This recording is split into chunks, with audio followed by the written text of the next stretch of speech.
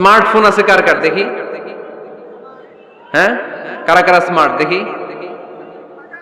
হাজার হাজার স্মার্ট, মাশাআল্লাহ। এই স্মার্টফোনের ভেতরে আল কোরআন নামে বাংলায় কোরআনের একটা অ্যাপস পাওয়া যায়।